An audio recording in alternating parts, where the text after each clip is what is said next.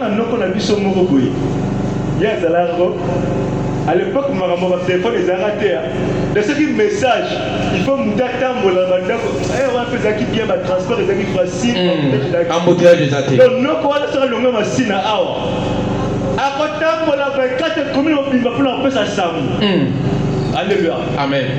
Père son âme va pouvoir. Lui était fort en ça. Azaki n'est pas bon côté. Mais il fait ce transport à recommence. Ici, Kanyoso. Voilà, c'est ça. Yangona. Baoba na mbomo bache. Ya chima kulu na ina tana hii. Yesu go chagani. Limbo. Kama lunga go na ita. Lunga go na ita. Alléluia. Amen. Yo chagani. Base, oyo seka. Oza le lo mo chaka, yo babiki côté na yenda na bakashi. Chacun de nous a quelque chose. Alléluia. Amen. Le baptême n'a pas battu. J'ai de l'importance de la famille. Alléluia. Amen. Alléluia. Amen. Alléluia. Amen. L'amour Bolingo ne se conserve pas automatiquement. Il doit être nourri. Bolingo yango etalisamaka boyete sengeli eliesama. Une relation négligée boyokani oyo bazosundola finit par perdre sa chaleur et sa force. Yango esukaka ebungisa pene ezali makasi na yango pe ebungisa moto na yango. Bon, on va atterrir. Hein? Comment maintenir la connexion? Lolenge nini ya kofandisa connexion? Comment maintenir la connexion humaine? Lolenge nini ya kofandisa connexion na bomoto boy? Alléluia. Amen. Premièrement, ya liboso entretenir une communication régulière. Kobongiso ezali masolo mikolo nyonso. Il faut prendre des nouvelles des gens. Et c'est que l'autre écouter les autres. Dialoguer et partager. C'est ça, entretenir une communication. Alléluia. Amen. Deuxième chose, faire preuve d'empathie. Voilà, faire preuve d'empathie. De comprendre les sentiments et les besoins des autres. Cela renforce les liens. Donc, le fait c'est pour s'intéresser à l'Ikambamutu. Il faut vouloir comprendre mes sentiments, mes besoins dans le Seigneur et renforcer ça bien aimé lien. Amen. Jésus lui-même, bien aimé, a manifesté de compassion envers ceux qui souffraient.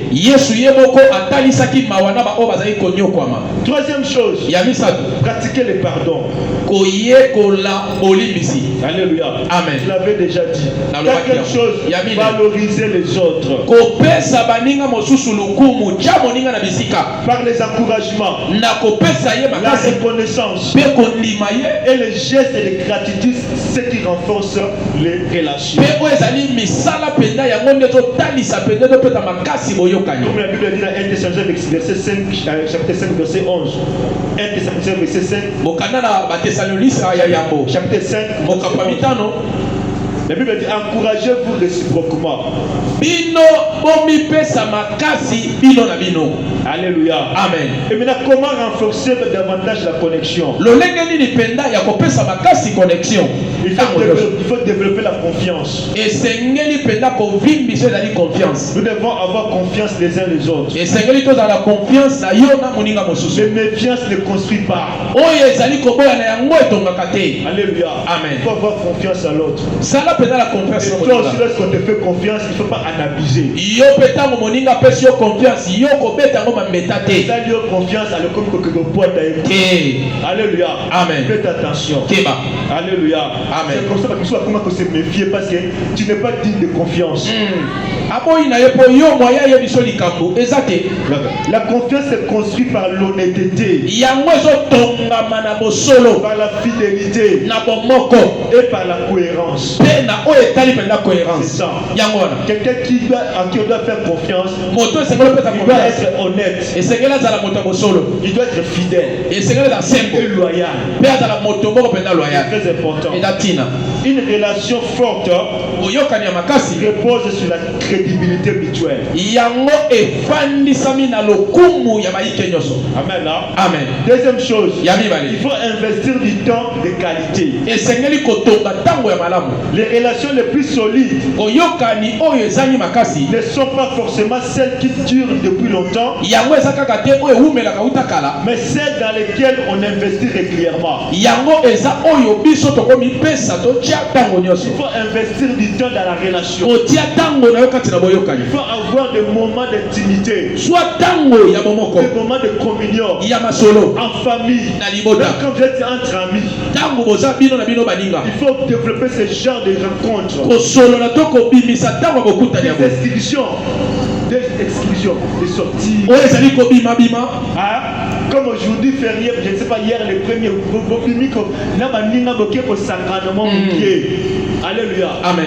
Jeunesse, où est le président des jeunes? Président ya ba jeune papa Osé. Azolala. Alléluia. Amen. Papa Osé, kolala te la muka.